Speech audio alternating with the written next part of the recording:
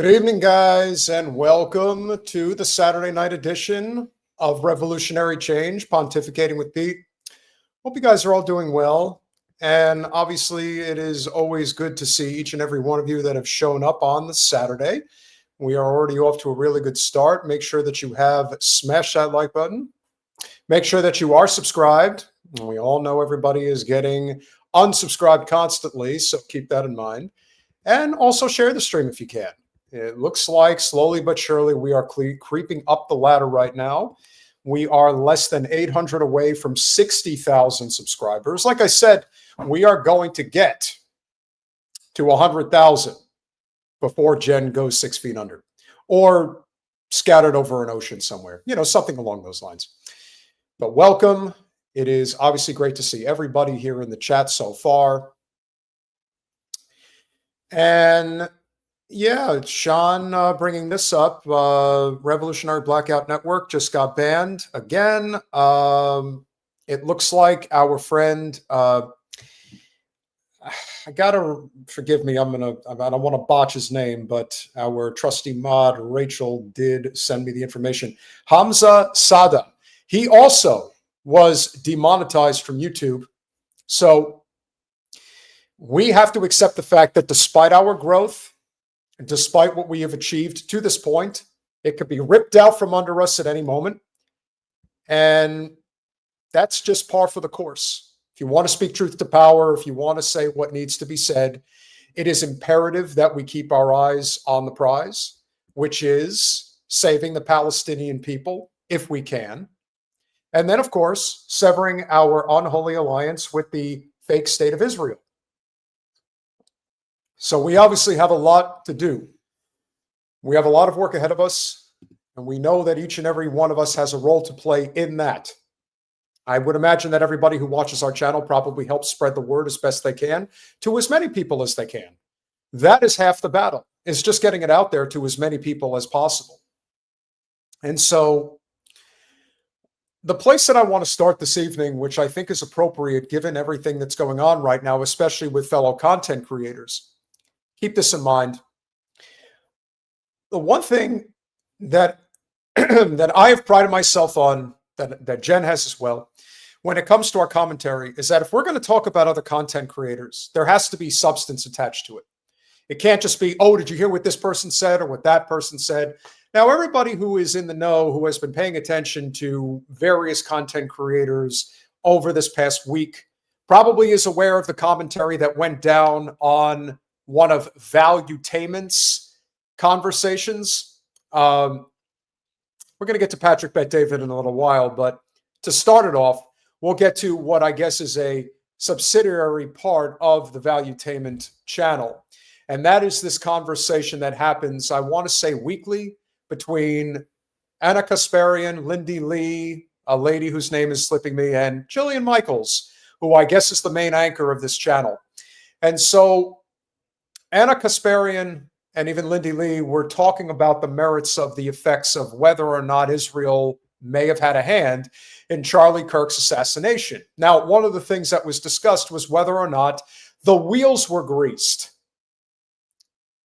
Did Milikowski, that's his real name, Netanyahu's government, or Netanyahu directly, offer a large sum of money to Charlie Kirk? It would appear that they did. Now, Jillian Michaels decided to cause quite a stir by leaving the studio and doing a grand exit because she doesn't want to talk about this because you don't have any facts.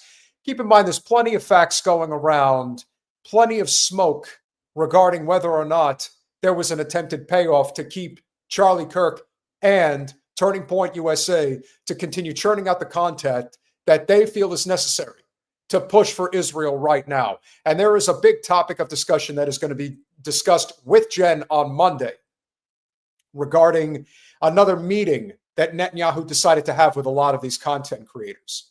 Now, I'm not one to believe that there is a grand conspiracy here. Anytime somebody says, I don't want to talk about Israel, I don't want to talk about Israel's involvement, so I could care less about the spat between Anna Kasparian, Lindy Lee, and Jillian Michaels. but I'll tell you what I do care about. I care about the fact that Jillian Michaels decided that she was going to go on another content creator's channel and complain about this. And who do you think she went on with? You think she went on with somebody who was above board, that's actually doing great content, that they just wanted to have that honest conversation? Friend of the show, James Lee, did manage to get her on earlier today. But in lieu of the setup coming into this evening, who was the first content creator that Jillian Michaels went to discuss why she was so upset about the inclination that Israel had something to do with Charlie Kirk's demise? Who did she go to? Brandon effing Tatum, who's been attached at the hip with Netanyahu for the past few weeks. Here we go. Thoughts on the conspiracies around Charlie's death? Because I've seen a lot out there. Did the shooter do it? You know, it's a lot of misinformation because people think, what I was told is, and I didn't see the press conference, but what people were saying is that the FBI came back and corrected the record and saying they don't believe he broke down the gun and rebuilt it back together. They came and clarified and said he never did that.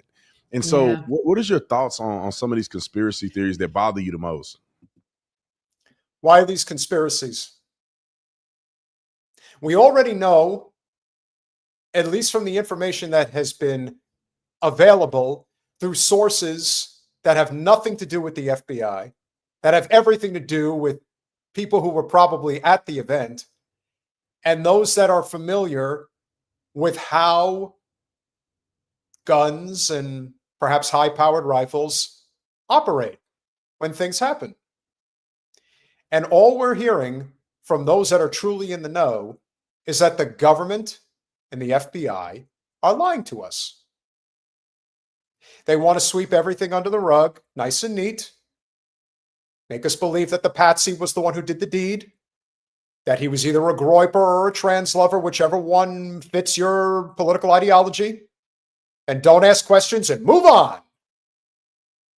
Oh, and by the way, don't get out of line, or you could be next. This is where Jillian Michaels goes. She wanted to do that whole song and dance on her channel. Oh, she's so offended. So she runs to Brandon Tatum, who everyone knows is now getting funded as one of the Conservative Inc. Israel lobby funded content creators. Well, that didn't take long. As if there was any type of plausible deniability.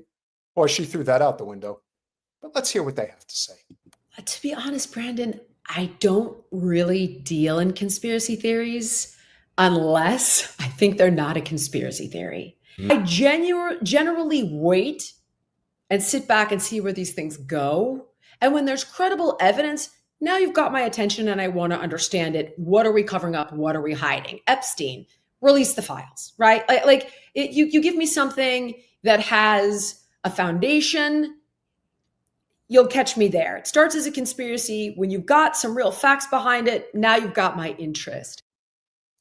Well, if we have your interests, then one would be asking themselves exactly why is it that the Epstein files are not being released?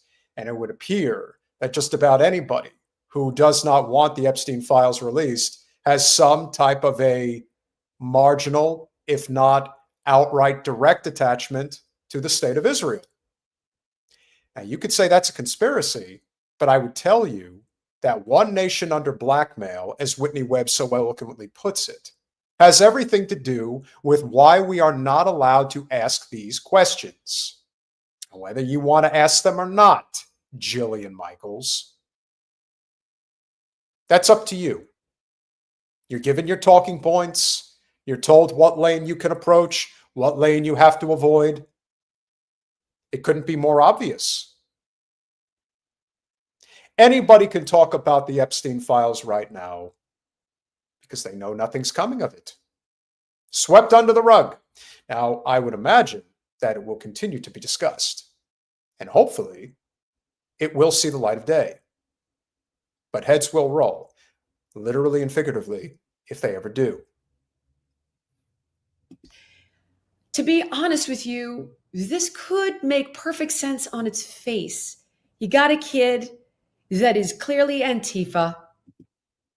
Clearly Antifa. Clearly. Who gave you that talking point? Who wants to believe that this lady thought it all up on her own, that this patsy is the person responsible here? I think we can all safely say that whatever we're being fed regarding this kid is not on the surface. Nothing is above board right now. And we're going to get to the depths of that a little later in the program with Candace Owens, who had a very important message to release. She didn't even go live. She had to do it directly off of her phone. And this was late last night regarding this kid. But when somebody like Jillian Michaels, who is now being paid by Patrick Bett, Star of David, to do a podcast, you know that they're getting their talking points. And if that's not enough, now she's going on with Officer Talmud, as Carlos has put in the chat. Yeah, it doesn't look good, does it? In fact, it kind of looks like maybe there's some type of a setup going on here. You be the judge. Who his parents say was radicalized by the left. He has a trans lover who had a deeply disturbed background that's also a furry. You know, I'm always impressed with how incoherent so many people can be. Maybe this guy is a trans lover and is into furry stuff. But I'm still trying to figure out where the proof is that he's the person who did the job. This is all one big distraction from why he was killed and who actually did it. Again, not disputing that it's possible that the random person that they picked who was working or was in a class specifically tailored from the CIA that this kid was in, these setups become more and more glaring every day. So make no mistake, even if this is all true, even if he was a groyper, even if he was a trans lover, who gives a fuck? You know what matters? You want to know what actually matters? Why was he killed and who actually did it? Because if you look at the actual evidence that is available, and there isn't much, it would appear on the surface that whatever they're selling is not true. And that is the story. It has nothing to do with whether or not this guy is a furry lover or a groyper. Who cares? You can spin your wheels and talk about it from now until the cows come home. It does not change the fact that all evidence is pointing towards a patsy. He had nothing to do with this. But he sure makes for a great story. If you're trying to divide and conquer and get a whole bunch of clicks, that'll work. I mean, it does, like I've just said, like kind of adds up. The kid turned himself in. Not like we grabbed the wrong guy. He turned himself in. I killed Charlie Kirk. Okay. So until you give me something else, and I appreciate, like, it doesn't sound like they would say the word vehicle. It doesn't sound like he would say my love. I'm like, well, he's insane. So I mean, you know, just give me, I believe the FBI should get to the bottom of it. The FBI is not getting to the bottom of anything. And if you knew anything about anything, and apparently you know nothing or less than nothing, you would know that the FBI has no intentions of solving this case. You would know that if you knew anything, and you know nothing. So I wouldn't expect anything from somebody who knows nothing. On top of that, when she says, give me something and then we'll talk about it, what she's really saying is, give me my next talking point and I'll be more than happy to share it. because if it goes in line with everything that I am being told I must say and do in order to be paid, I will do it. Again, I didn't give a fuck about this blow up that she had on her set until she decided to go and rant about it to the guy who couldn't be on his knees in conservative ink harder right now for Netanyahu than Officer Talmud Tatum. I mean, come on now. You make yourself look very guilty. Very guilty. And I want to know who actually believes any of this shit. Someone has suggested, and I believe it's true. When you hear out of sight, out of mind, obscene commentary from a lot of these people,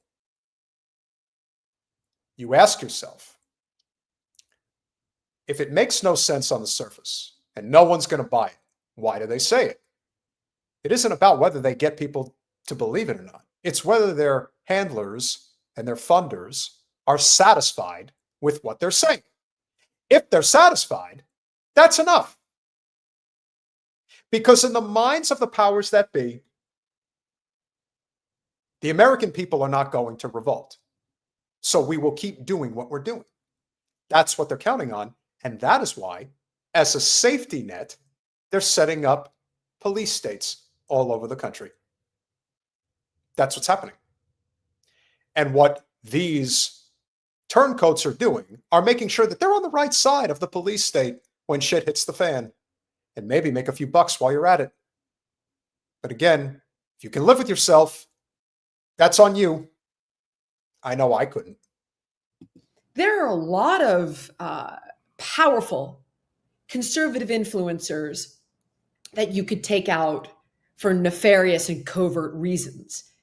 If Israel wanted to take somebody out, I would think it would be Candace, Tucker. Like, of all the names that you're going to throw out there that they would take out, you're going to put up the two people that have the most influence on America First individuals who want nothing to do with the state of Israel? No, Charlie Kirk's name was mentioned specifically because he is the person who actually had the most influence over the Christian Zionist right in the United States. And his public execution could not have been more obvious when it came to making sure that everybody got in line. This is why they're having this big summit right now amongst conservative commentators to figure out what else they need to say. We're going to get to Nick Fuentes a little later, but he's not the only one. He just happens to have the greatest deal of influence. But do not misconstrue. There are people that are at levels that we will not understand, that we do not have insights to, that get inside information, that are told what they can and they cannot say, and then they are warned about what they can and cannot say. It is pretty clear. Several content creators that were otherwise very critical of the state of Israel are now changing their tune in a big way over the last few weeks, if you haven't noticed. You know who hasn't changed their tune? Candace Owens and Tucker Carlson. which is disgusting. I want to be very clear. If there were evil intentions, right? I think you would go to the people that are the most vocal and the most influential, not the guy that's advocated on your behalf on college campuses for I don't know how many years. It just doesn't, it's nonsensical to me. So effectively what she is saying is that it doesn't actually matter that there is ample evidence from so many different corners of conservative Inc. that Charlie Kirk had changed his tune about Israel in a substantial way. Let's pretend that didn't happen. Let's pretend everything was copacetic. Let's pretend he didn't refuse that trip to Israel. Let's pretend he didn't refuse that money. Let's pretend that Zionist billionaire Mr. Shillman didn't stop funding TPUSA, and he was one of their biggest donors. Let's pretend that didn't happen. This is why people like this deserve no credit, no respect, and no money. Go get a real job. That's what I say. This that I'm doing here, this that Jen and I do, this is a hobby. This is something we do because we care, because we want to help. That's our job. Jillian Michaels? Well, she's not on national TV anymore, raking in her money from the biggest loser. If there is the biggest loser, you're looking right at her. Because you have to be a loser to go along with this shit. But she's ready, willing, and able, baby. Shame on her. Shame on anybody who props her up. Could have went on anybody. She goes on with a person who has made it painfully clear. I'll do whatever I have to do to get paid. I don't care how bad it looks. I don't care how ugly it looks. I'll do it. So she goes on with Brandon Tatum. That's the first person she goes on with. It could not be more obvious what she's doing. You want to get that paycheck? You'll get it. There's a lot of people out there who want that paycheck. But I would be amiss if I did not address the fact that the person who actually employs Jillian Michaels and gives her a show, for what reason, I'm not sure. Let's be very clear. It's Patrick Bett, Star of David. Patrick Bett, Star of David, had a special guest on his podcast earlier this week. It is safe to say that when I made the clip a week ago of Nick Fuentes and Russell Brand and suggested that he had changed his tune, he did. And if you needed him to confirm that he did, he decided to go on with the grifter extraordinaire himself, Patrick Bett, Star of David. We're at an era right now that I think all the voices matter. And I think, like, I don't know what your aspirations are long term. Do you have any aspirations to run for office one day? Potentially. Okay, potentially. Do you think Charlie was going to one day run for office? Absolutely. Absolutely. And I said that all the time. I think you probably have some plans of one day running. They showed me a clip when he said, I want 100,000 people that are making money, low-key, underground, nobody knows, where you're kind of breaking that down. Okay, great. So you want to run for office one day. Great. You have your own certain ideas, philosophies that you want to go. Man, PBD really loves to hear himself talk. He's very in love with himself. If there was any doubt that Nick Fuentes had political aspirations in line with that of somebody like Charlie Kirk, or I'm not even going to say juxtaposed, but certainly somebody who saw his competition in Charlie Kirk, it's pretty clear. So you go from having Russell Brand on your show to now coming down to South Florida to get on with this guy? You mean the guy that charges $48,000 for 30 minutes of political consultation? And I'm going to explain to you at the end of this exactly why he was doing that. You know, there are people who are suggesting he doesn't need to do that. He is offering his time. Trust me, there's a hell of a lot of people out there that just love grifters because they believe they're going to be one day. So that's why they support him. But this is a good example of how Fuentes is killing his brand by doing this. I think that this next part,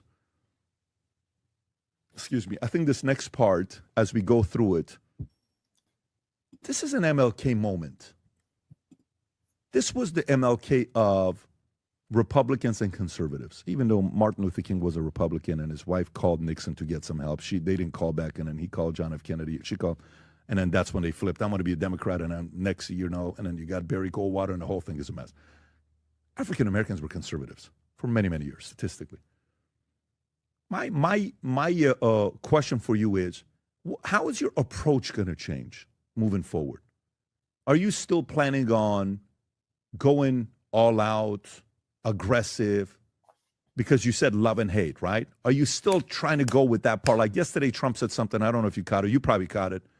when he said, I hate my enemies. I hate my enemies. I don't know. Erika's probably going to come talk to me. I really don't like my enemies. My enemies are terrible people. I don't appreciate them. Hey, at least he's honest. Trust me, most people hate their enemies. They may say, I love my enemy, like I love my brother. Yes. I believe in the Easter Bunny too. Afterwards, change my mind. You got to love the guy that he talks like that, right? You guys got a little bit of that similar style of things that you guys do. But I do think deep down inside he's loved today. I do think he's loved today. What's going to change about your approach? Anything, or are you planning on being the same? To be honest with you, I don't think there's much that needs to change. I mean, we all have a battle that we fight every day, I mean, like you said, your first reaction when you saw him go down was vengeance. And no question. especially when you do a live show, so many of the things I've said that I regret or are unfortunate things, it's things that you get whipped up talking about something you're passionate about, and out of anger, something like that, you take it too far, you say something careless. And so, to the extent that it's a reminder of our mortality, I always try every day to keep it truthful, and to make sure that it's coming from the right place. I don't think we should be emotional. I don't think anger, and I agree with you, the chart that you showed, we shouldn't want to be angry. We should want to be prudent, and we should want to be.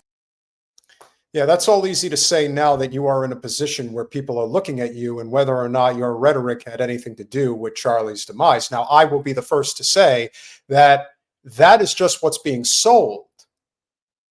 Nick is also a patsy in his own way.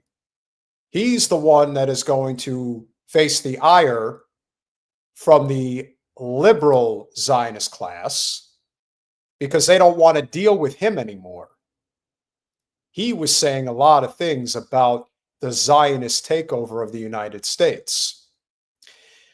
But then his language started to change in earnest following Charlie's assassination. And you can see right here, as we speak, that language is changing again. Now, we need calm now. We need diplomacy. You know what that tells me, ladies and gentlemen? It tells me that Nick is trying to be political, and he is concerned about whether or not he is going to be able to extract a good portion of Charlie's audience, have them come over to his side.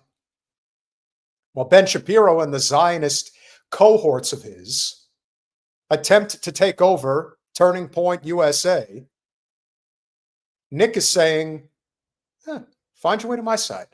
I'm a pious guy. I have love. We have peace. Forget all that stuff I said about Charlie just before he died. But keep in mind, he's a businessman. And he's a shrewd, smart businessman. A lot better than Patrick Bet Star of David, I might add. Just saying.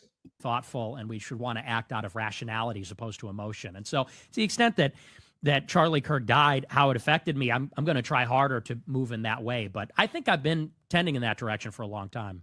Did he inspire you? Was there anything about him that inspired you? Yes. The one thing that he inspired me about, because I did not like him when he was alive, I'll be honest with you. The one thing that inspired me is this guy was a workhorse. And I respect that because I have a hard time with discipline. I'm not the most disciplined person when it comes to hard work. And this guy was a beast. They say it's a form of truthful Tourette's. And that's what that is. I don't know if Nick intended to make that statement, but at least he was honest. I'm kind of a lazy guy. I figured that I could probably do something that doesn't really require a lot of work, and I can just get people to do as I ask them to do. Well, Nick, you sure fooled the shit out of a lot of people, pal. People thinking you're working really hard. No, you're just sitting behind a computer screen every day. It's a hell of a way to make a living. Can it last forever? This is why I don't put my eggs in the basket of podcasting for an income. It'd be nice, but reliance on it exclusively? Whew. Lazy guy took the easy money, as MJB said. Again, he let it fly. Didn't think too much before he made that statement. I mean, the stuff that he did, working morning to night, you got to think he did a 3-hour show every day, wrote books. Then he went home and managed Turning Point. Then he went and flew out and did 100 campus events. That's just like him and Trump. They have that Protestant work ethic.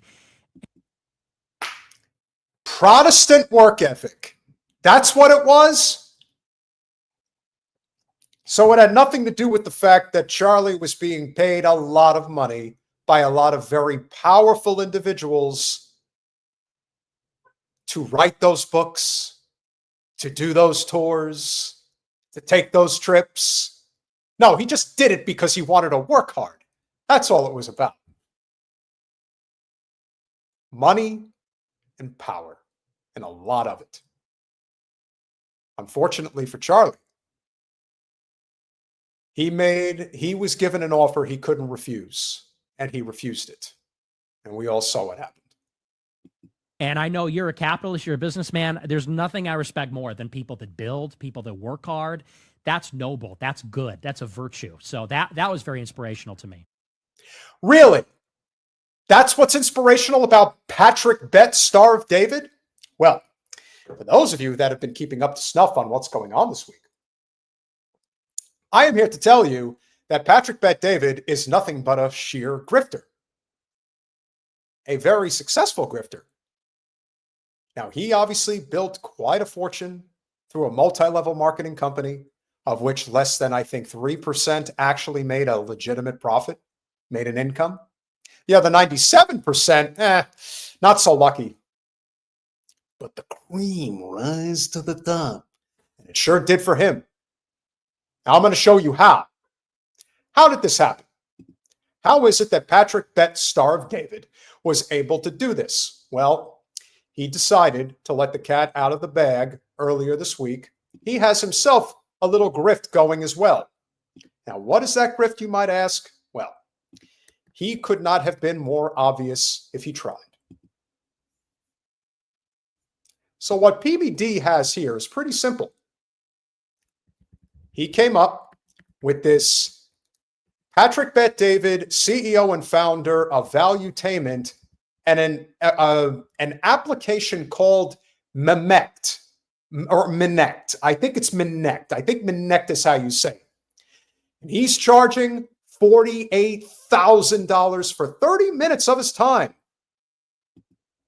His time is very valuable, but if you give him that money, he's going to let you in on some trade secrets about how he does his thing. Now, I don't know about you, but I wouldn't be caught dead paying any guru anything. Because if you actually knew what you were doing, you wouldn't actually need to pay somebody like this. But Patrick, in his haste, had an ingenious suggestion as to why this is the case. It's actually $48,000 for an hour FaceTime and $100 for an audio text. Access is expensive. There are 8,000 plus experts and influencers to connect with. Download the Minect app to learn more. I don't know if that's a good PBD impression or not. I haven't really worked on it. I have really no interest in even giving him that much air. But it is pretty clear from where I stand that one is going to be asking themselves, why? Oh, why would PBD be charging this type of money? To what end is there some type of inherent value that maybe I'm not seeing, or maybe anybody else isn't seeing? What exactly is it that Patrick Bett, Star of David, is doing that is so valuable that one must charge $48,000 for 30 minutes of his time? Now, I know he's wealthy. He's made a lot of money, but is he really worth that amount of money? No. I'm going to teach you guys a little something that you may not know. You see, the reason why he's charging this money and he's getting away with it is because this is a business expense. This isn't about the average Joe Schmo that's trying to make it in this world, trying to learn a little bit extra, shows up in Miami for an event with Grant Cardone about commercial real estate investing. No. He is doing this because there's various, we'll just call them what they are, tax scams that exist in this country for the very wealthy and the very powerful. In the case of PBD, this is a write-off for the very wealthy that choose to do this. If a wealthy businessman comes and gives PBD their money, he's going to turn around and promote their company. One hand washes the other. That's how it works. And that's why he does what he does. If you're wealthy and you can write off $48,000, hey, business expense. I just had a huge meeting. Very important. It was great for the business. It's going to help expand our roster. We're going to enter into new markets now. Write it off. And you know what? They'll be able to. That's the dirty little secret. So when everyone's looking around asking the obscenity of it all, how do you get away with such bullshit? Well, that's how. And yes, it is a form of mafia-like behavior. It's just clean because technically it's illegal. It shouldn't be. But that's how he gets away with it. So if anybody wants to know why something as obscene as that appears upon your screen, that's why. It isn't for you and I. It isn't for the average person. It's frankly not even people in the upper middle class. This is for the rich and the wealthy, affluent, powerful. It's just a tax dodge. And he's very good at that stuff. You don't become a multimillionaire running a multi-level marketing company that fucks over everybody if it wasn't working. That's the point. But in his haste, the conversation continued. And the conversation ultimately turned to Israel. Which of the two do you think has been a bigger net positive to America? Oh, well, it has to be Israel, absolutely. Okay, so I said this 15 minutes ago. I'll say it again. If you have any doubt about whether or not Nick Fuentes has changed his tune about the state of Israel, I give you Exhibit A. Although this may be Exhibit B, C, or D at this point. I'll say it's Exhibit C. I think we showed a couple with Russell Brand, showing you another one here. Don't say I didn't warn you.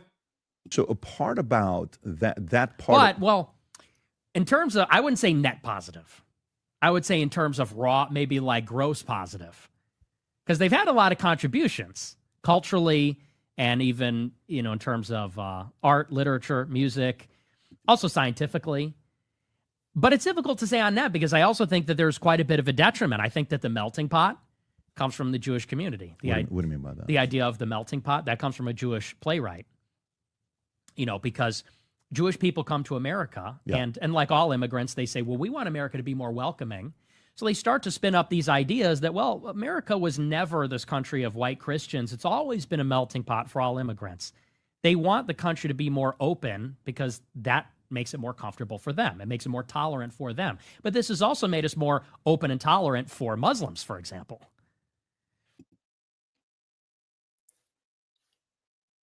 I've often said that a lot of the bigotry that gets talked about in the United States, that people constantly harp on, that they complain about, that they say we're living in a very existential situation right now, and that it's all because of racism and sexism.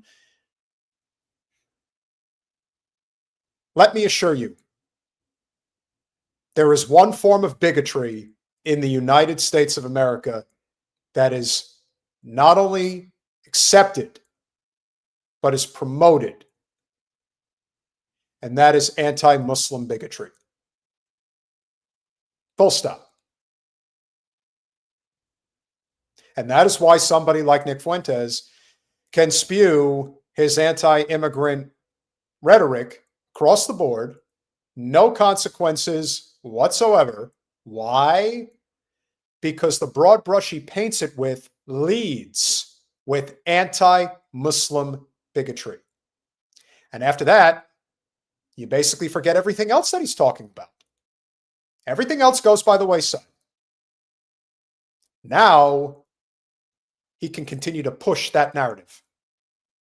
If only we were a white nation. If we were only a white nation, you know what would really suck? Our food. We're bringing, I mean, who's been the biggest driver of like the Hart-Celler 65 Immigration Act? It was like the SPLC, which is run by Jewish lawyers. And so they're major drivers of mass migration. They're also major drivers of the pro-Israel politics, like the Iraq War. It was many Jewish journalists and pundits and advocates. Sure. So a point being is like when you calculate on net, and I agree with you, like I think there are a lot of people that are critical of Israel that are reluctant to acknowledge the good that Jews do. And I think that Jews they're brilliant. Many of them are brilliant. So when I'm saying net positive, I'm talking jobs, economy. How often you hear about crime, what they do. Like if you have a choice between living in a city in Minnesota, Dearborn, and living in, I don't know what's the biggest city. What's the city that Boca Raton, let's just say, right? Of all the cities that you're going to pick, you pick Boca Raton, Florida, one of the biggest Zionist capitals in the United States. I lived one town over from Boca Raton for 7 years. Now, I don't believe Patrick lives in Boca. I think he lives in Deerfield, if I'm not mistaken. Or he lives close by. But my God, that's who he picked. That's what he picks.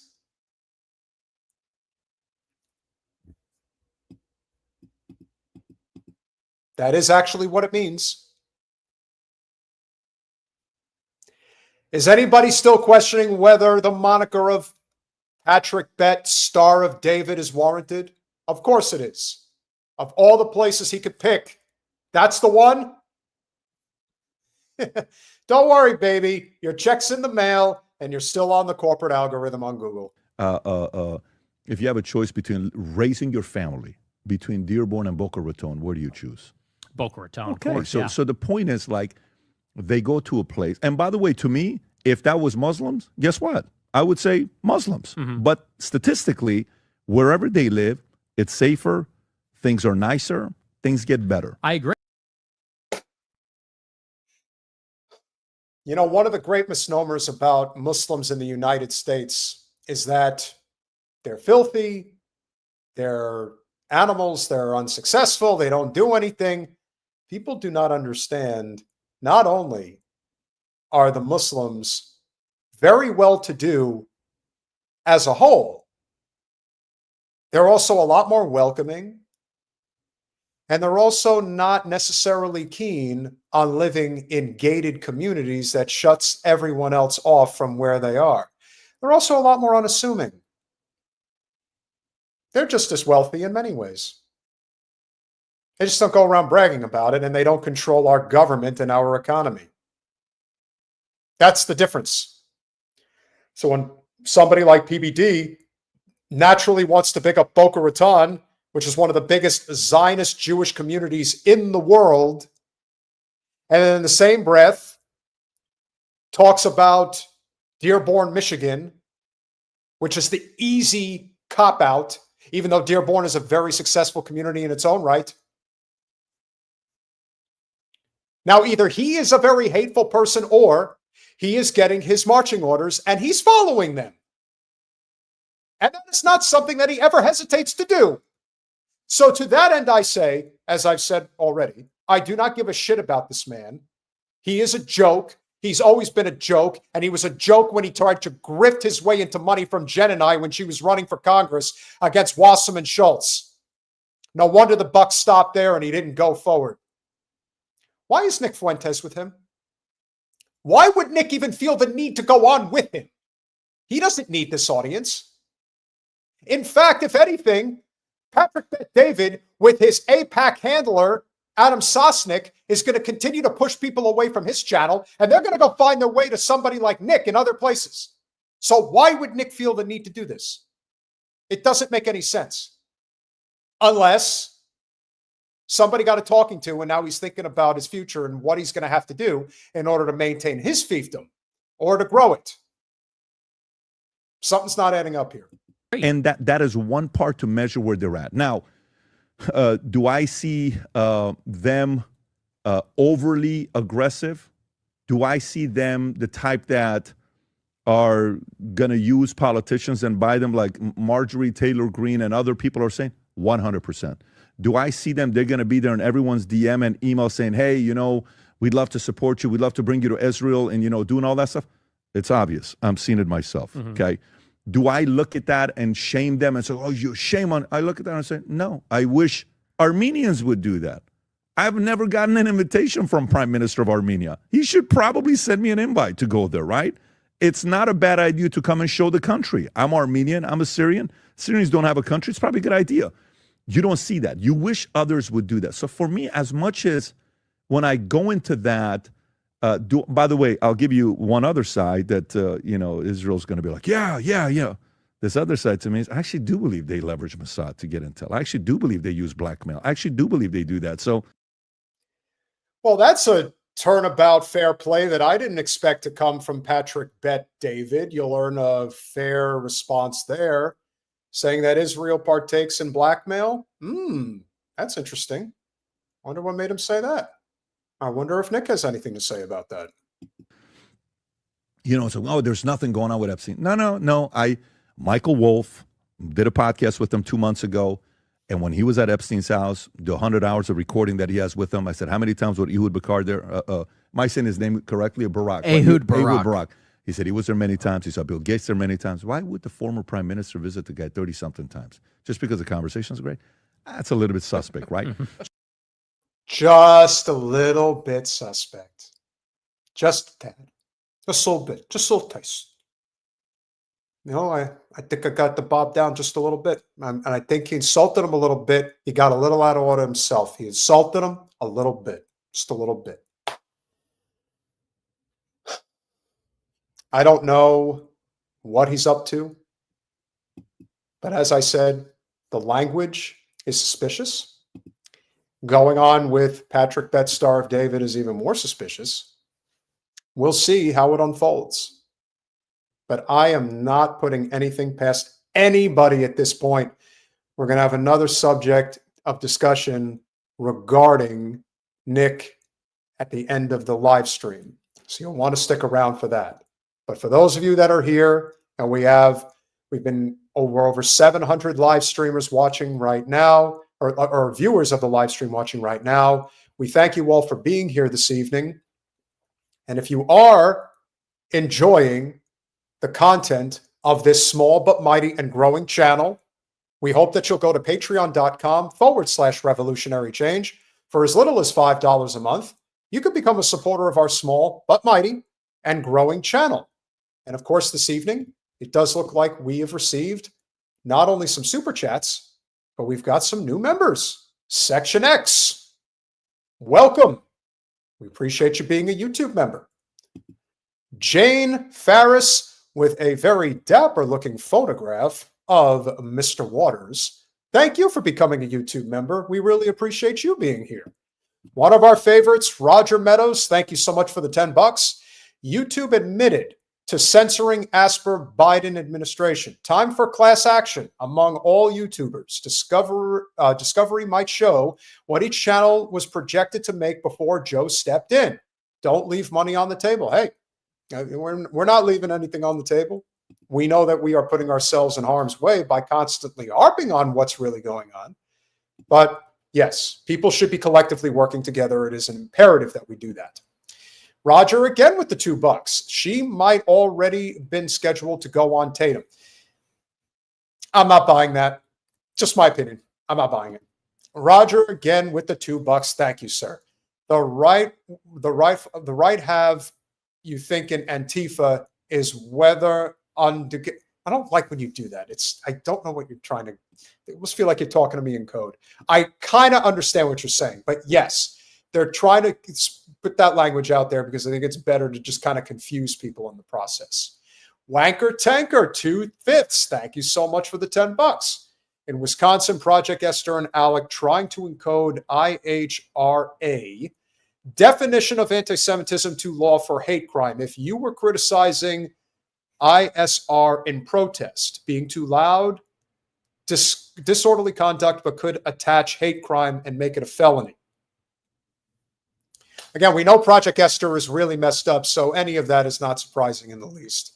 So yeah, the censorship crackdowns, everything that we're dealing with, It is only going to get universally worse as we go forward. So have to keep in mind that anything that we're seeing in terms of those crackdowns, we're most likely going to do a segment on Medea Benjamin and Chris Hedges on Monday and relates to that Antifa bill that Trump is passing. So we'll see what happens there. Starch Manning with the $5. Stephen Miller equals Pee Wee German. I would say Goebbels, but yes, he certainly is a Pee Wee to say the least. And so again, for those of you that are here so far, we certainly appreciate each and everybody's support. Revolutionary Change, patreon.com/revolutionary change. We appreciate you all being here. And we are going to continue with a story that, Roger Meadows wants another $2 to let me read. What do we got here? Whether Underground YouTube only gives 50 characters. Interesting. Well, I'm not familiar with that, but I really appreciate the information. I will definitely... No, I don't think 200 bots left, but I think a lot of people that support Nick may have left, and that's okay. I mean, we appreciate them being here. Maybe they'll come back at the end of the stream. What we know is that we have a very large crowd this evening, and we are very appreciative of everybody that is here. And everybody has a right to come and go as they please. But we certainly appreciate those that do stick with us for a long time. It really does mean a lot. And obviously, it helps grow the channel because more and more people will show up. I will ask, though, at this moment, as we stand at just under 600 live stream viewers, as of right now, we currently have, let's see, got to get this through here. We are currently sitting at only 321 likes. I know you guys that have been hanging around for a while would probably be inclined to hit that like button. And so if you can, smash it and share. Any and all help is tremendously appreciated. Let's get that sign back up on the screen again, if I can find it. Brett, where are you where I need you? I need that like. I need that like message that I can flash. So if you guys haven't hit that like button, please do. It really does help grow the channel. And obviously, it really does make a difference if we want to get more and more people out to watch it. We're at 336 now. Let's keep them going. Let's smash that like button. You guys are going to love this next. Well, let me rephrase. I don't know if you're going to love this next story, but it's a story that needs to be told nonetheless. I will say this. I don't like talking about Hillary Clinton. I never did. I always thought that she is wretched earth, just like Wasserman Schultz. But keep in mind, oh, look, my doppelganger finally decided to sub. I really appreciate it. Yes, I've been told I look like Steve Buscemi a time or two. Now, Hillary Clinton has been out of the spotlight for a while, which is great. I would prefer that she just never shows up ever again. But unfortunately, she decided to go on MSDNC earlier this week. Boy, did she have a lot to say, and it wasn't anything good that she was talking about. But we have to discuss it, because this is another example of why I must constantly remind people that you will never get anywhere supporting the Democratic Party. Waste of time, waste of money, waste of effort. Don't bother. It's a dead end, and this is a reason why. Proud of the fact that we have always been a work in progress. You know, we haven't gotten to the more perfect union, and we fought a civil war over part of it. Mm-hmm. And people have been protesting, you know, for hundreds of years that, you know, things were not as they should be, given our ideals and how we should be moving toward them. So I think that's what makes us so special as a country. And the idea that you could turn the clock back and try to recreate a world that never was, dominated by, you know, let's say it, white men of a certain persuasion, a certain religion, a certain... They just don't get it. And it's not even a question of whether she gets it or not. Honestly, I just think that she's just a shit stirrer. I think that she really enjoys having people hate her. I think she enjoys being the villain. A villain that knows better. at least in her own mind.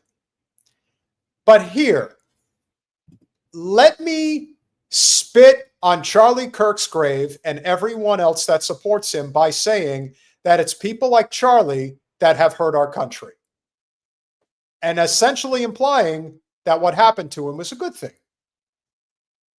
Now, everyone's entitled to their opinion, but who asked her for hers? That's what I want to know. Who asked her for hers? And by the way, very important, if you guys enjoy our channel, I do not want to forget about this. This is very important.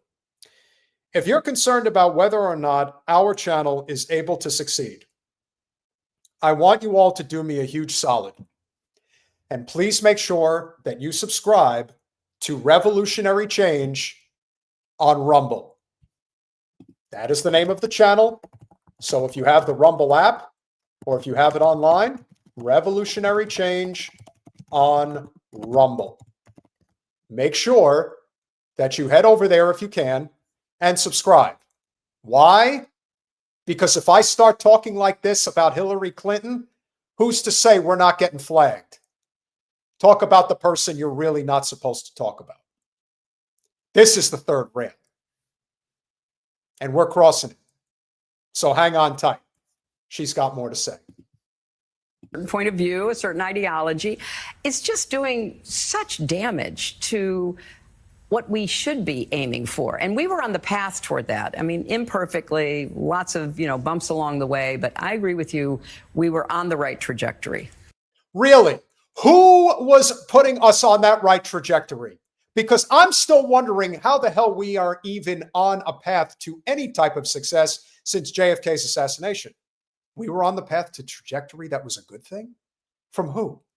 What the fuck have we gotten in this country that actually has us on that right trajectory? What did you do? The only legacy you have as a senator, of which you were only able to get elected for two reasons. One, JFK Jr. died in a plane crash, and that's all I'm going to say. And you ran for the Senate while you were the sitting First Lady of the United States. You get in there and you proceed to pass policy that could only be described as an ultra war hawk of the worst kind. And then you get into the Secretary of State position, and your legacy is not just Benghazi, it's everything. It is every war. It could be Iraq, Afghanistan, Yemen, obviously Libya, Syria. You wanted that war with Iran. You might just get it. What trajectory were we on exactly that was so great?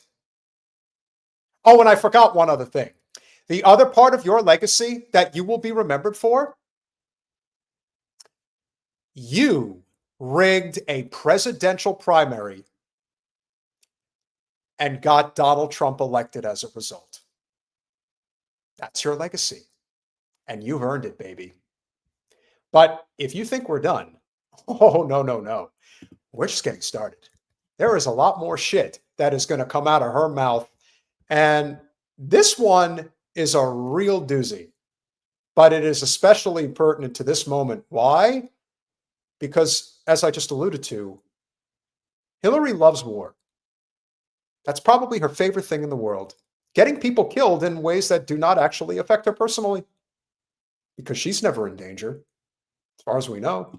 I have to say, Joe, I welcomed what the president said yesterday. I thought that given all the back and forth that we have seen and heard at Anchorage and elsewhere, I think Ukraine, with the support of European Union, is in a position to fight and win all of Ukraine back in its original form. Ukraine would be able to take back their country in its original form, and who knows, maybe even go further than that. Putin and Russia are in big economic trouble, and this is the time for Ukraine to act. You know, when I said when I first got in that I was going to end the war in Ukraine on day one, yeah, I couldn't keep my promises because that's not what I do. So, of course, as a result, you have the queen bitch herself praising him for this statement, because why else wouldn't she? His coming to grips with the fact that Vladimir Putin does not respond to any kind of rhetoric. He only responds to strength. And you have to show strength, you have to back strength, you have to be strong in order to deal with him. And he poses a clear and present danger to all of Europe and therefore to the United States. And I think if what President Trump said yesterday is, if we help Ukraine, Ukraine can hold the line and may even be able to push Russia back.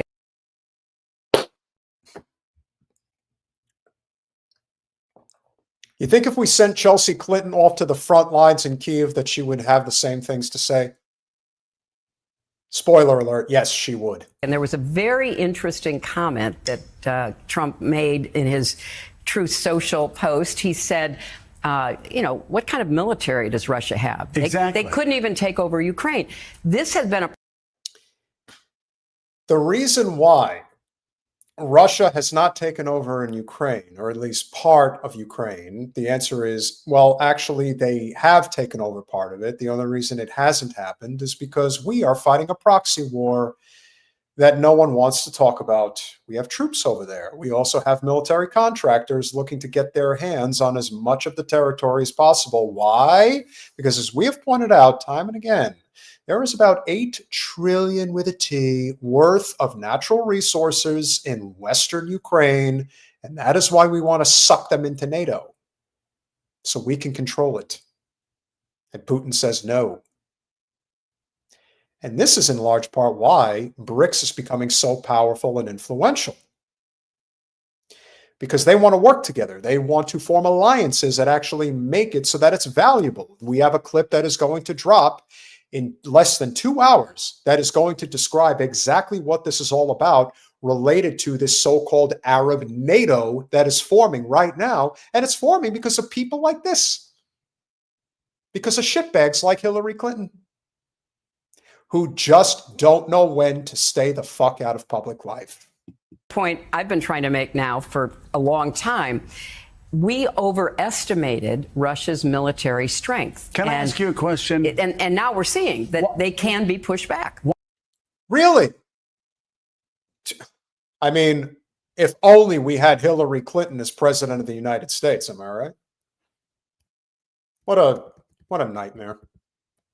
But I'll tell you, having opinions about whether or not she should have anything to say and whether we care enough, well, boy, if you thought things were bad with Trump, you wait to hear what this lady has to say regarding whether or not censorship is a good thing. Good Lord, the things that have been said about me, the lies that have been propagated. If I had only known, I could call up the FCC chair and say, take this person off the air. Get that person out of my sight, off with his head. Yeah. Now, I know everyone thinks that she's kidding, but trust me when I tell you, her way of suggesting that she's kidding is actually her way of saying, man, if only I did have that power. Off with his head. I mean, I wasn't implying that she wouldn't conduct, people say that Trump conducts business as a king. Is there anyone who thinks that Hillary Clinton would not be conducting business as a queen if she did not get to the White House? Thankfully, her term would be over now if we had to deal with 2 of them, but, Lord knows. I don't know what to say. I just know that she sits around thinking, if only I had that amount of power, the things I could get away with. That meme of Hillary with the clamps of the hands together? Well, it's obvious. She wishes that she could do this type of destruction. Oh, Trump is such an amateur. If I had that power, you'd really see what it's like to rain hell, fire, and brimstone over everybody. And I would do it. Gleefully, I might add. Looking at Joe. What? Yeah, What? I've done nothing but be kind to you. Well, once you saw the light, I mean, what sort of... I mean, if that's not a nervous laugh from Tweedledee and Tweedledum, I don't know what is. Well, you finally saw the light. You didn't see it fast enough. I might still have to do something about it. That's what she's thinking. Now, I know you're all probably sick and tired of hearing her at this point, and Lord knows I am too. But I will tell you guys, believe it or not, there is a reason why she went on with Morning Joe. And it had nothing to do with what that commentary was all about just now. It isn't about censorship. It isn't about war in Ukraine. And it isn't about Charlie Kirk. No. This is why she went on with Morning Joe. There's a lot of those conversations going on. You know, I'm at the Clinton Global Initiative, and what we're doing there is focusing on the big gaps that are being left in humanitarian aid, in support for climate resilience, and trying to keep ladders going for economic opportunity, the kinds of things that, you know, my husband and I have spent much of our life doing. And there it is. So essentially what she is saying, if you're paying attention, the intention of her meeting or appearance on Morning Joe was to talk about the Clinton Global Initiative and how it's going to take over for USAID. Ain't that sweet? As if you could not kill this cockroach. As if no one learned anything about the Clinton Foundation and what they did in Haiti. That alone should be enough to say, why would anyone ever give them support ever again? And this is what she's talking about? This should scare the ever-living shit out of everybody. They're never going away. And yes, Chelsea Clinton is going to run for Congress for Jerry Nadler's seat that he's vacating at the end of this term. They're not leaving, guys, unless we do something about it. Do not feed into this. Let everybody know what she's up to. The Clinton Global Initiative never went away. It was just waiting for its opportunity. And how did he do that? Well, you know, it's funny, but last I checked, the Clintons and the Trumps are probably still cordial with each other. And so by cutting USAID funding, now you privatize it. And who privatized it? Trump. And who is he giving it to? Hillary fucking Clinton. It's a small club and you're not invited. there we're talking to leaders who have come to CGI about, okay, the United States is no longer our partner. USAID has been, totally destroyed. How do we fill the gaps? And, I just want to say today at CGI, my husband will be making this really important announcement because if I'm going to make a really important announcement about Hillary Clinton, it's to say that I don't want anything to do with her anymore. Somebody save me for the love of God. I can't be near her anymore. Please save me before I croak or she croaks me, if you catch my drift. That's what I have to say. So that's my speech. I hope you enjoyed it. And bye.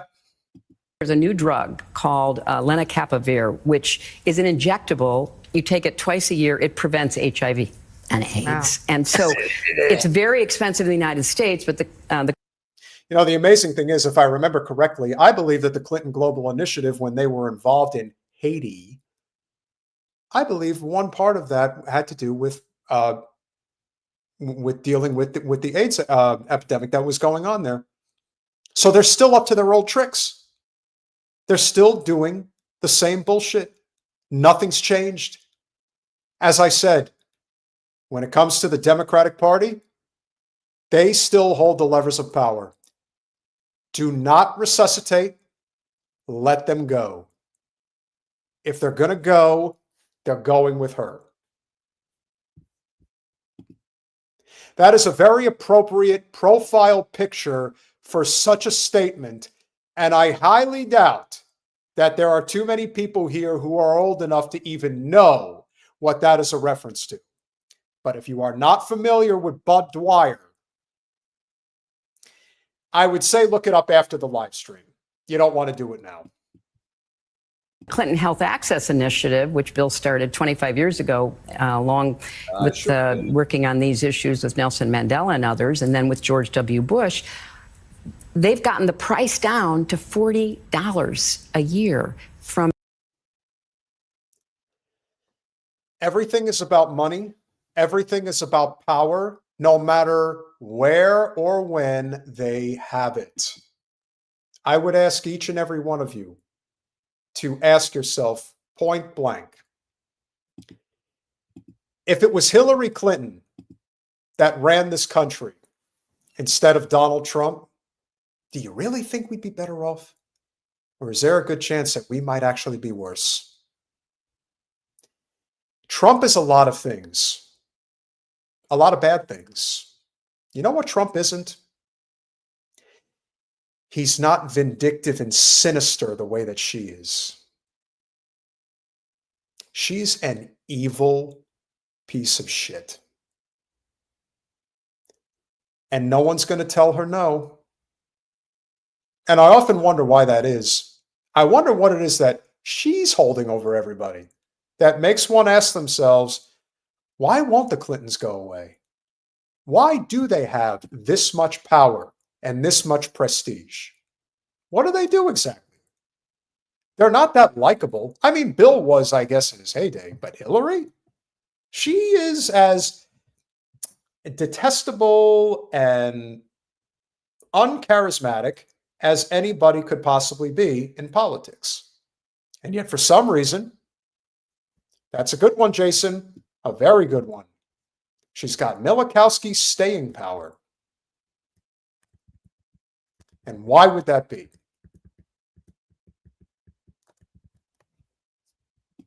This has nothing to do with defending Trump, my friend. This has everything to do with trying to explain to people that even if you think you're voting for the lesser of two evils, you're not.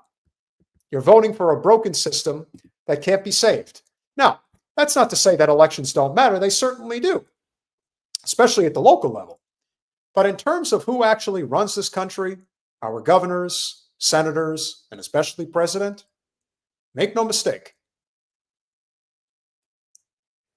Carlin said it's a big club and you ain't in it. No, it's a small club. And you're not invited.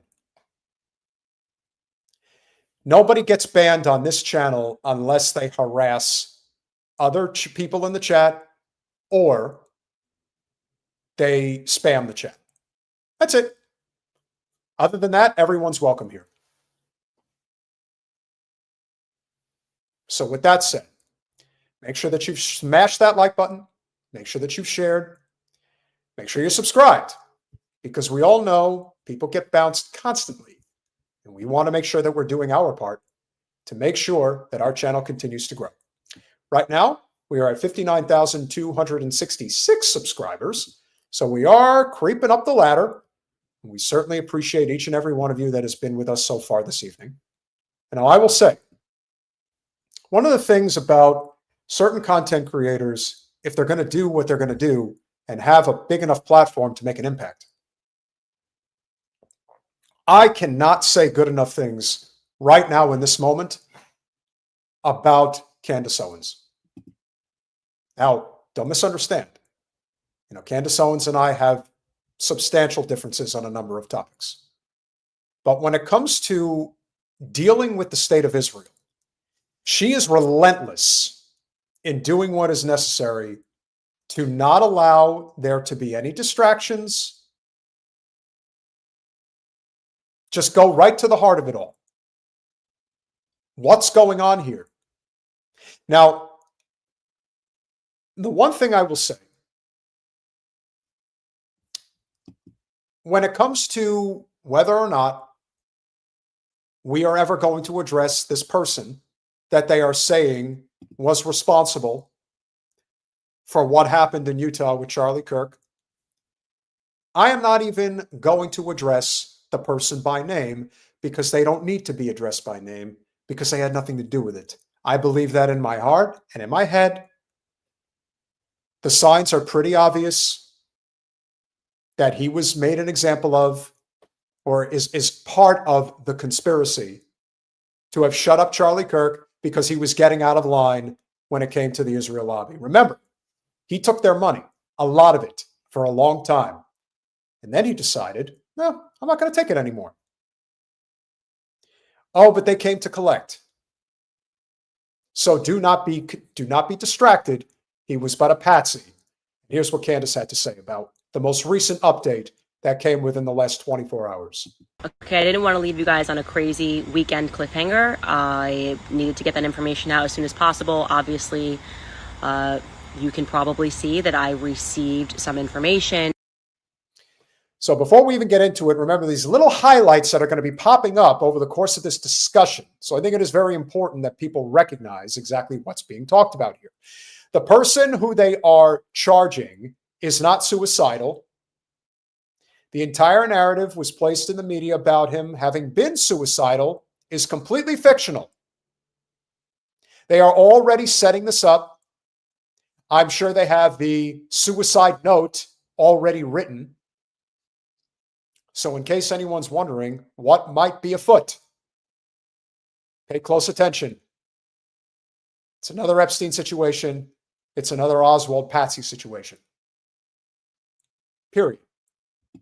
A communication which answered a lot of questions that the public has had about the story, or rather the non-story that we are getting from the feds. So as it turns out, his father didn't turn him in. When I found out that his father was a pastor and they said that he turned him in for a financial reward, I would like to think I wasn't the only person scratching their head saying, yeah, this doesn't make any sense. That he maintains his innocence? I'm sure he does.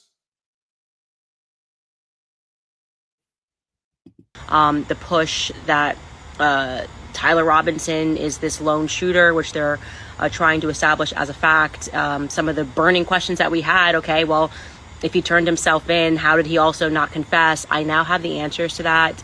The main point, the reason why this information came to me, is because there's a narrative being spun right now by the media that Tyler Robinson is or was suicidal.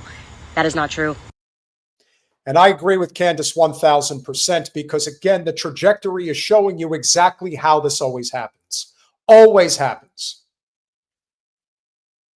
Now they're just talking about this notion that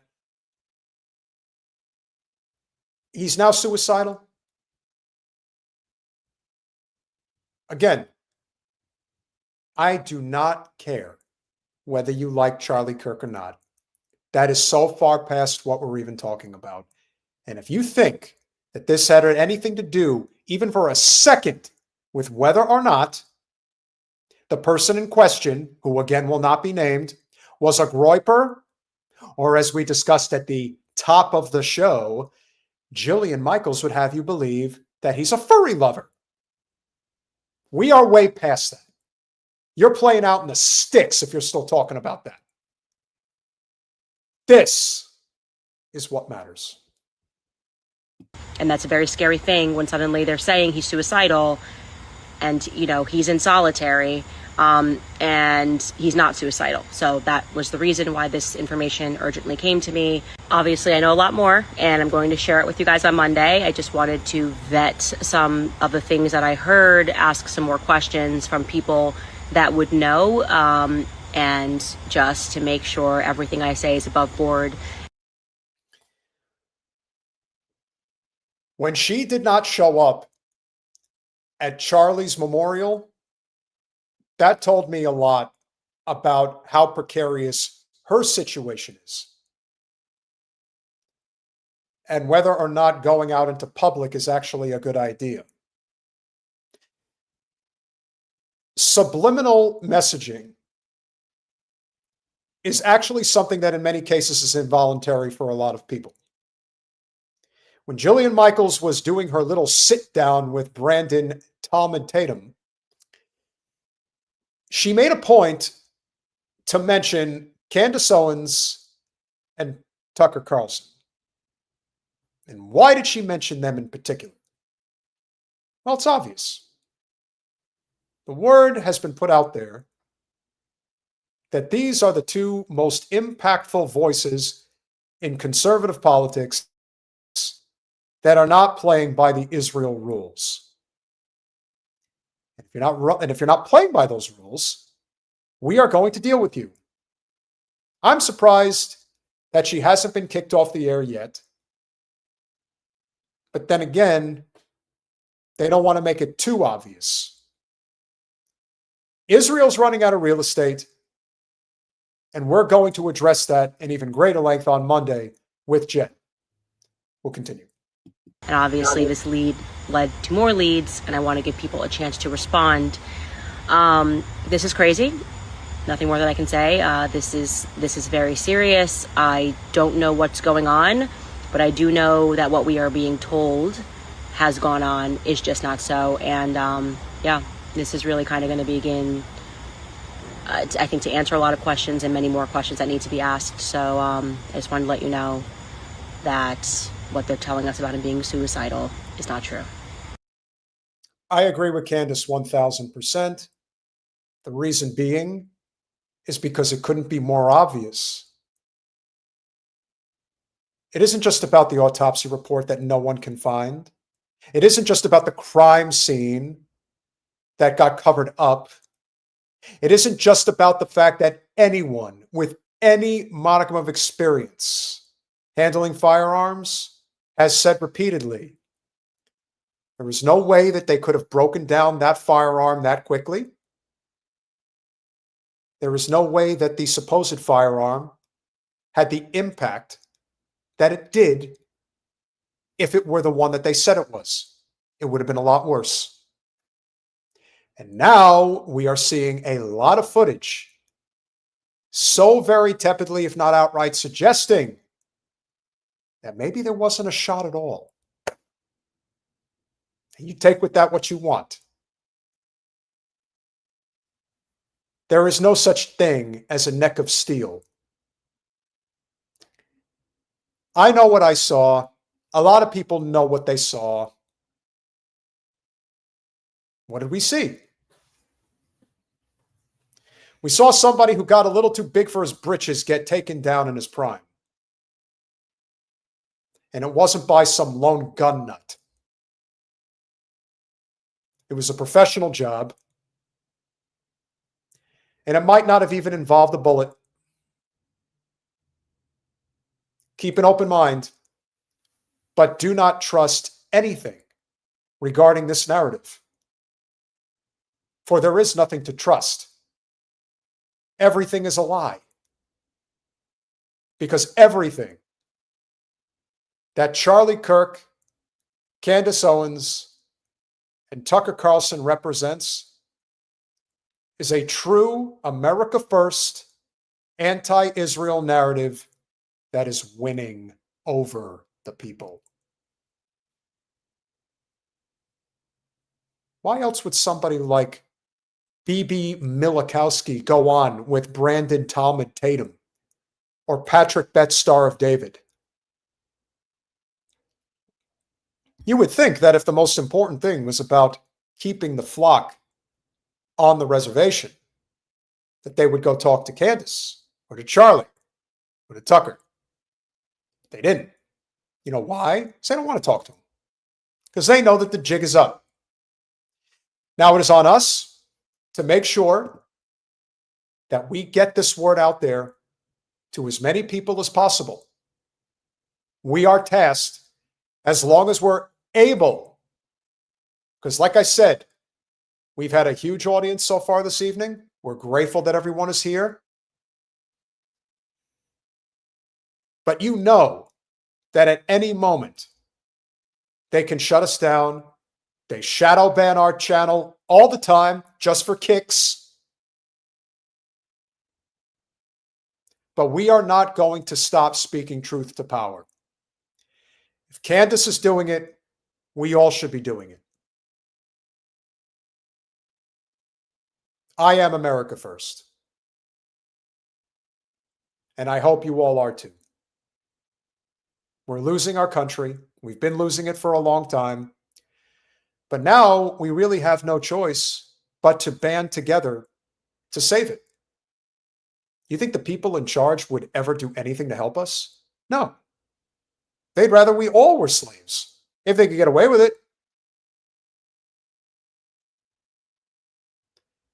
Candace is in it for a career. We know that. But whatever axe she's grinding it in the direction that it needs to be right now. We'll worry about discussing things like the climate once we're able to put this to bed. But I don't think we're as far away from doing that as we probably would think we are. So keep at it. That's our job. But I will say this. There's one more layer to this story that is very significant. And I don't want anyone to lose sight of the role that may or may not be of her own doing. I am very suspicious, as I suspect many of you are as well, of Mrs. Charlie Kirk, Erika Kirk. I don't know what to make of her. I don't want to jump to conclusions. I have my suspicions, as I suspect many people do. So I'm going to leave it to this young lady who I came across on Instagram, had this to say about Erika Kirk. Kirk has deep connections to Jeffrey Epstein, Donald Trump, and the State of Israel. The supposed grieving wife and mother is going to be taking over Turning Point USA. So here's some facts about her that I think the public has a right to know. Now, before she gets into it, I just want to say, there is nothing suspicious on the surface that she has taken over Turning Point USA as of this moment. She is his widow, as far as I know. So that in itself, I don't think is entirely surprising. That's not to say that she isn't going to be taking funding from certain people, like Ben Shapiro. I just want everybody to know I'm giving $1 million to Turning Point USA because reasons. And that nobody else is reporting on. Around 2009 to 2010, even though Erika had never modeled before or participated in a beauty pageant, she received an invitation in the mail to participate in the Miss USA beauty pageants, which were owned by Donald Trump. In 2012, she won the Miss Arizona competition. And at the same time, according to her website, she was also a casting director at the same time she was modeling for Trump. Okay, there is definitely a Trump connection here. How deep it goes, I can't say. On the surface, it doesn't look good right off the bat. But I will say this. Erika Kirk is attractive enough. She's not my type, but I can see people that would be attracted to her. I don't think that that's out of step. Beauty pageant winning pretty? I mean, I leave that up to people to decide on their own. I hate beauty pageants. I hate that shit. So, to each their own. But when I read that she was Miss Arizona and she had 5 years on Charlie, yeah, immediately the spidey senses, if you will, decided to percolate just a little bit. In 2006, she started a ministry when she was just 17 years old. This ministry was working with the U.S. military in Romania at the same time she claimed to be working as a casting director. The area in Romania where Erika was operating her ministry out of had a ton of locals accusing these evangelical ministries of kidnapping children and trafficking them out of the country. Now, one really has to ask themselves, is there any particular tie-in here with certain people that are no longer with us that had something to do with trafficking. Here's one thing I think you guys should know, and I know this on pretty good authority from people that have experience dealing with sex trafficking. You would be surprised, maybe even shocked, at how many women are involved in this. And I'm not talking about women that are being trafficked. I'm talking about women that are trafficking women and children. It's far worse than you think. These children were being found in Israel, the UK, and undisclosed private islands. The locals demand. Now, what private island could she be talking about? How was Israel involved in this? How was there any direct connection to Mrs. Kirk and the state of Israel? One has to ask themselves, was Charlie honeypotted into this marriage? I'm not saying that he wasn't interested in her. What I am saying is that Charlie probably did have a type. The people around him knew what that type was, and they knew exactly who to set him up with. He probably expressed as much. I'd like to get married. This is the type of lady I'd like to meet. And the next thing you know, poof, she appears. And all these pieces just magically fit together perfectly like a puzzle. Demanded that the authorities look into this. And shocker, they never did. But her ministry was kicked out of Romania. In 2018, 2 years after Donald Trump started working with Charlie Kirk, Erika and Charlie were introduced to one another after one of their mutual friends suggested that Charlie should hire her to work for Turning Point.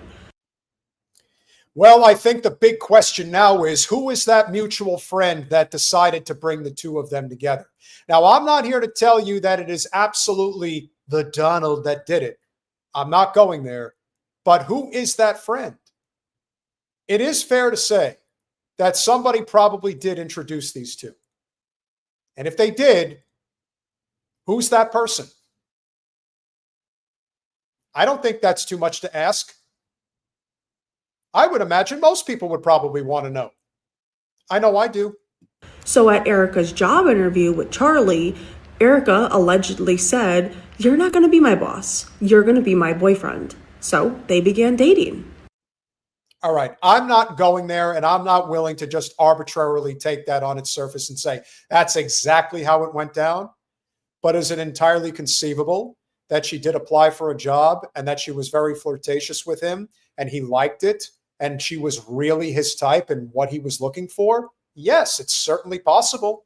They did end up getting married and having 2 children, didn't they? I think it's safe to assume that this mutual friend was Donald Trump, because Erika was already one of his employees, so it would make sense for his team to encourage this. That is not to say that Trump is the person who actually introduced them, but is it suggested amongst the ranks of which Trump was involved that they were introduced? Sure. I don't think that that's a stretch at all. Beauty pageants are a well-known gateway for human trafficking. So with her being a casting director, her ministry, working with the military in Romania and being asked to leave, along with her very strange behavior of capitalizing on the death of her husband, I think this should be of immense concern to us all. Random people do not get propped up by the mainstream media out of nowhere. That includes Charlie Kirk, whose father had deep connections to Donald Trump even before he started working with Charlie Kirk. Now, for those of you who don't know this little caveat and why there is something really sinister going on here, it turns out that Erika Kirk's father is a casino developer who was the chief architect of the Tropicana Hotel and Casino in Atlantic City, New Jersey. That just happens to be the hotel and casino that sits right next to Trump Plaza. These guys have known each other for a long time. We're talking well before Charlie Kirk was even an itch in his father's balls. There are no coincidences here. There is no question that there is more than what meets the eye than this supposed patsy that either loved furries or loved Nick Fuentes and decided to do the deed. I hope that most people, especially here, are starting to get it. All of these people that you see on TV run in the same circles, and anybody with ties to human trafficking should not be trusted.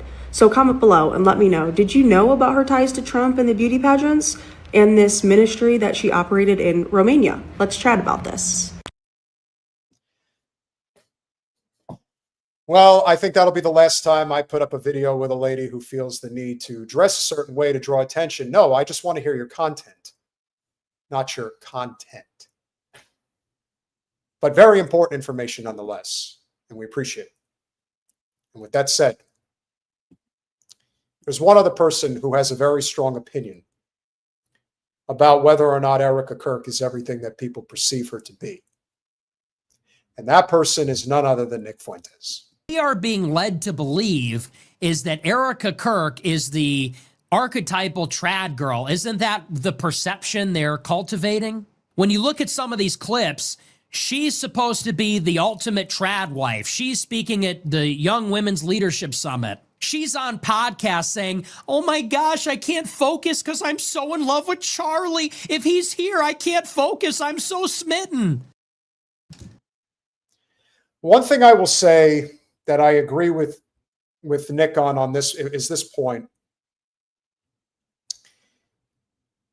It's not even so much that it's Erika Kirk as much as it's one of Charlie's main handlers, Andrew Colvett. There's something very sinister about that guy. The way he talks, the way he conducts business.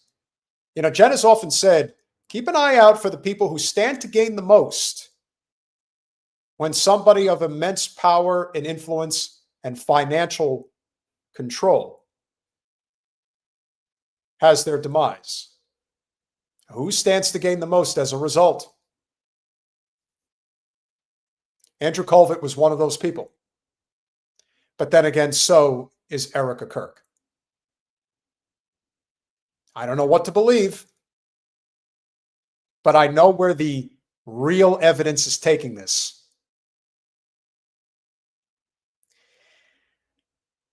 On the one hand, Nick says that Israel had nothing to do with this. But on the other hand, he's willing to bury Erika Kirk where she stands. Methinks that there is a little bit of this opportunism that's coming from Nick Fuentes. He's not the only one, but I mind that people pay close attention. Like, that's the character that she's playing. That's the character that they're selling us. Her husband gets shot in the neck graphically in front of everybody. Shouldn't Miss Tradwife, shouldn't she be like despondent? And I'm not trying to judge how people grieve.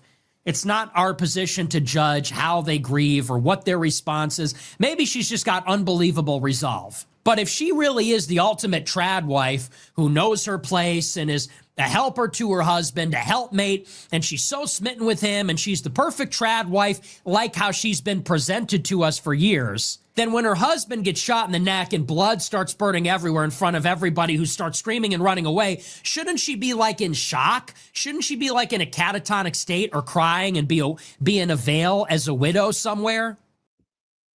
Well, who's to say that she wasn't? I think you're being a little too presumptuous about the way that she dealt with this. There are people who have this idea that Erika Kirk is just naturally guilty and had something to do with her husband's demise. Now, I'm not willing to go there yet. I reserve judgment. I still think there is more that needs to come out, but do I think that she could have been at a bare minimum an unwilling participant? Yeah. And the reason I say that is because there's 2 young kids involved. If it was just her, I wouldn't think anything of it. But there are 2 innocent children, kind of like the Palestinian children that didn't ask for this. They don't want any part of this. And the only thing they know is that they're never going to see their father again. And who's to say that Erika didn't get a talking to that made very clear they've already lost their father. You don't want them to lose their mother too, do you? And that's how simple the conversation goes. But that's not what we got at all. The second he dies, she takes over Turning Point. That happened like 2 days later.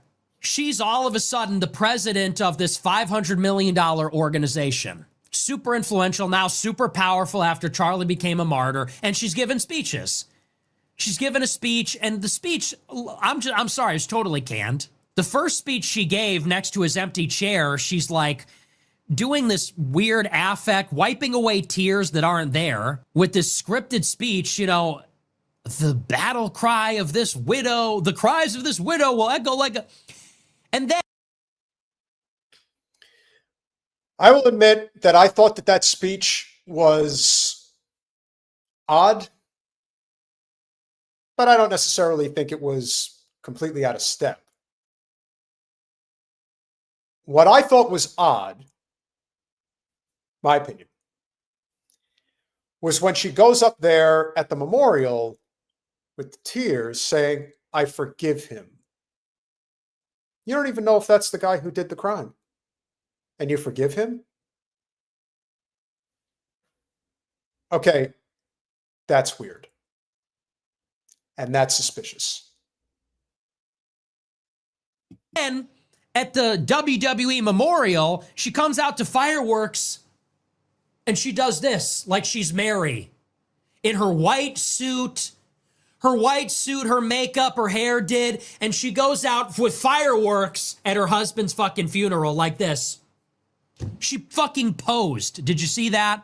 And then she goes up and says, "Yeah, I'm running Turning Point now, and this is how..." It's giving me like Claire Underwood vibes. Well, I don't know if she's as savvy as Claire Underwood, and if you have not seen, I don't watch much TV, ever. Like, I am extremely limited. I don't have any streaming services. I don't have any time for that stuff. However, I did watch House of Cards. Now, when I did watch it, I kind of binged it. I just went through it all. And I will say this. If you have never seen the show, especially the first 3 seasons, I highly recommend it. Think what you want about Kevin Spacey. It's understandable. Same with Robin Wright. But let me tell you, and the great Bill Clinton once said that if anybody ever did a show that is as consistent and honest, of which I am neither, of what actually goes on Capitol Hill, that's the show. Now, if Bill Clinton says that the show to watch, if you really want to know how business is conducted on Capitol Hill, that's the show. So Claire Underwood vibes, you say, Nick Fuentes?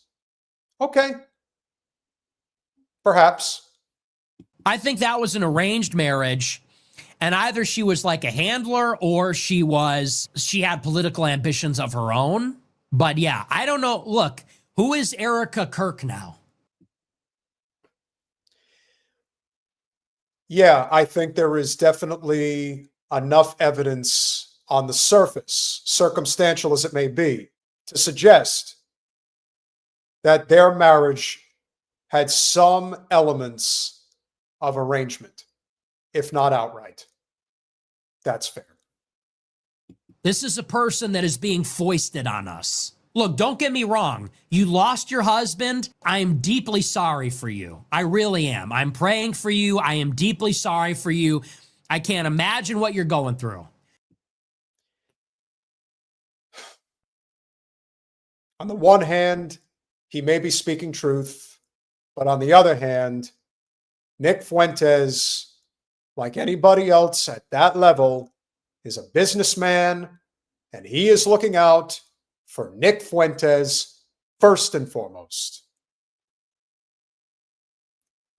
I'm not saying that he wants to take over Turning Point USA, but do I think that he feels that he has enough gravitas to grab a chunk of Charlie Kirk's audience, despite the things he said about him before his demise? Yeah, I do. But you becoming president of Turning Point and now being foisted upon us, that's an altogether different story. You know, it's like I said on Monday, and Alex Jones didn't like this. He said it was mean. A lot of people didn't like it. You want our sympathy? You got it. You want our prayers? You got it. People would, walk over broken glass for this widow who can even sympathize, who can even understand what she's going through right now. But they're asking us to accept her as like this new leader. They're foisting her on us as a political leader, and that I don't like. Well, who else is it going to be? Who is going to take over Turning Point USA, assuming that it can sustain itself without Charlie Kirk? Because it does seem that they have a problem with raising money. That's why they took $1 million from Ben Shapiro. Michael Knowles, Matt Walsh, Andrew Colvett. Yeah, there's a lot going on here. There's a lot of layers to this onion. Are they going to get peeled? I think Nick's kind of in the ballpark, but not completely, at least not yet. I don't like that because that's manipulative. That is predatory. She's the widow. Who can criticize her? She's a widow. Who could ever say anything negative about her? So therein lies the rub. You put her in the front. You have her do that. Who is the person suggesting that she be the leader? Because it certainly isn't her. I don't get any vibes from her that she would even have any clue as to how to handle it. Yes, I would say that she probably has a handler. That's the most likely circumstance. They're exploiting that. She's untouchable. She's beyond reproach. She's the victim of the tragedy. It's like when a victim of a school shooting starts running an anti-gun nonprofit. It's like March for Our Lives, because who could criticize a kid that almost got killed in a school shooting? It's giving me vibes. I don't like that. I don't like when... Now, that's a direct shot at David Hogue and anybody else who has used the tragedy of Marjorie Stoneman Douglas to basically make careers off of it. That's always been my criticism of David Hogue, and that's never going to change. And I was very close to where that shooting happened. And some victim of some atrocity is then presented as a political figure, because it's like, okay, who the fuck are you? You're the victim of some tragedy? That sounds like a really shitty thing to say, but it's like, how do I know you're not being controlled by somebody? Because quite honestly, we knew who Charlie Kirk was and he built the organization. We have no idea who you are. What makes you qualified to run Turning Point? Because your husband got killed? What makes you qualified? We don't know anything about you. We don't know where you came from. We don't know anything about you. For all we know, you are working for some other person, or now the board is going to run it. Now, okay. You've come this far, Nick. You've made it very clear you don't think that Erika Kirk is capable of running TPUSA. And I would agree with you that she probably isn't. Then again, I don't know who is. But you're also not willing to go where the evidence is clearly pointing. Somebody had something to gain in a very substantial way, and you're not touching it. Just like you said, there's no way Israel was involved with this.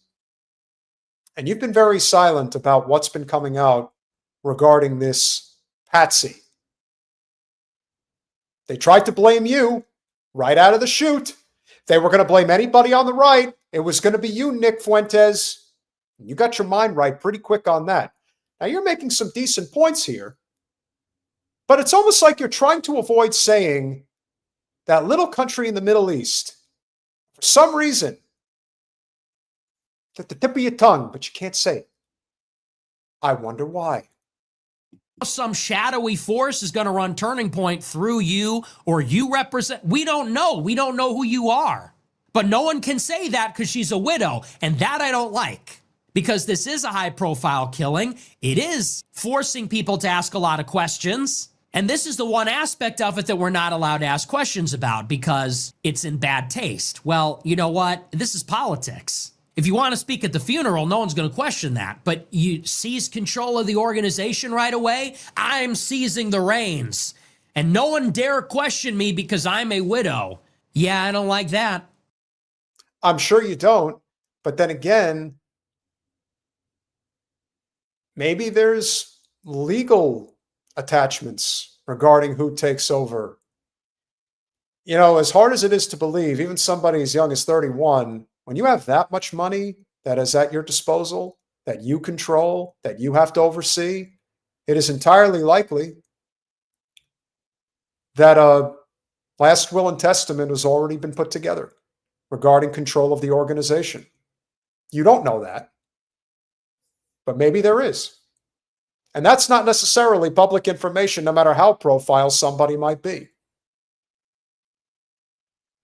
On the one hand, do I think it is right to suspect that there's something off about Erika Kirk? Yes.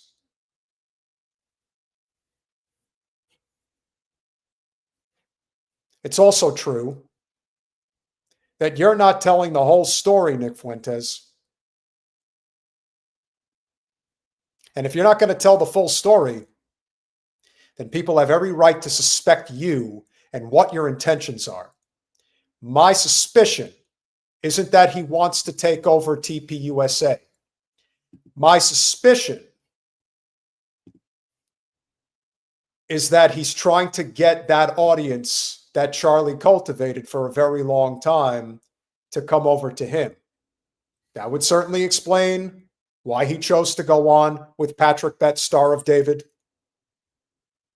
And this behavior is certainly lending more credence to that notion.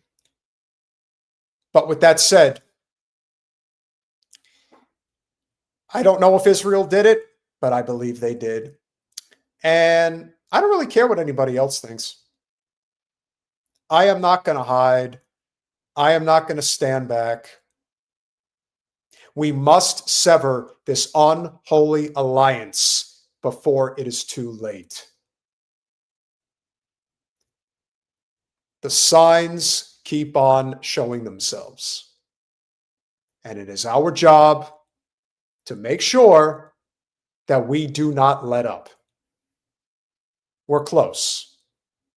There are a lot of people that are starting to get it.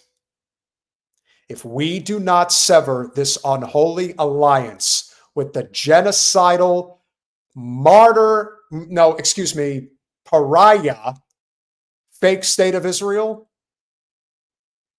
the United States as we know it will no longer exist. It already shouldn't. We need to go through a massive revolutionary change here in the States.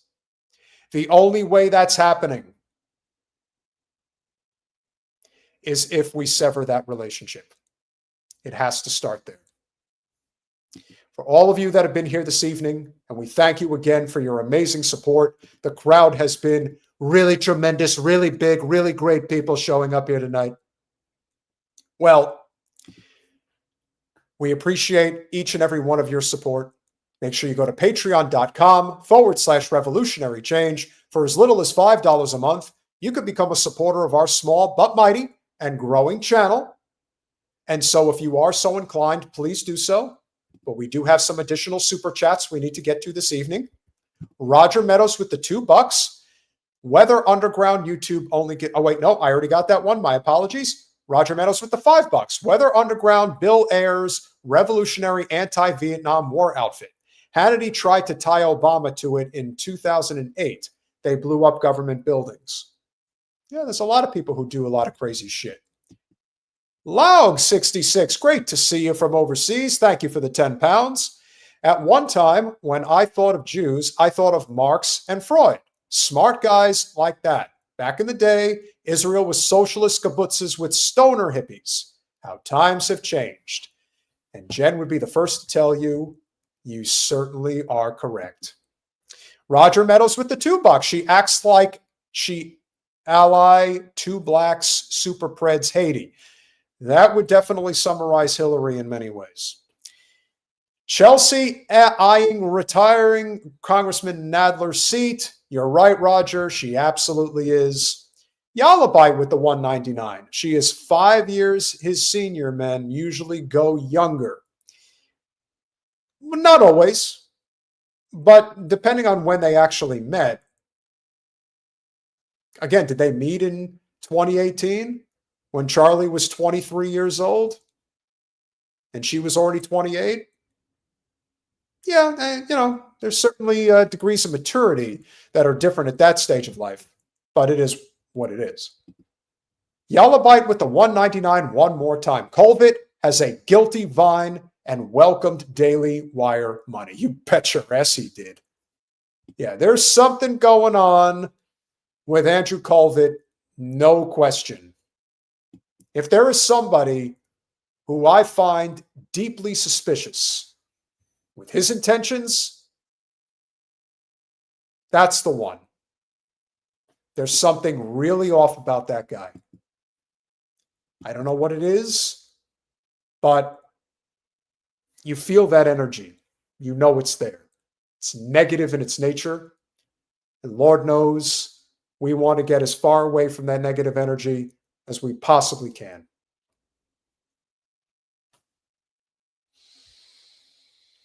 I hope you all have enjoyed this conversation this evening.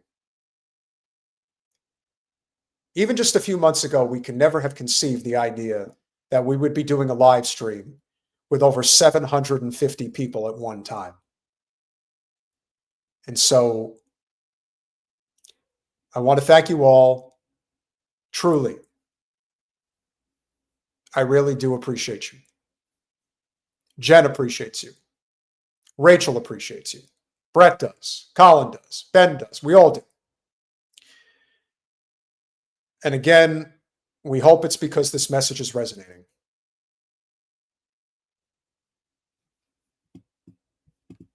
Hopefully soon enough, there won't be any Israel.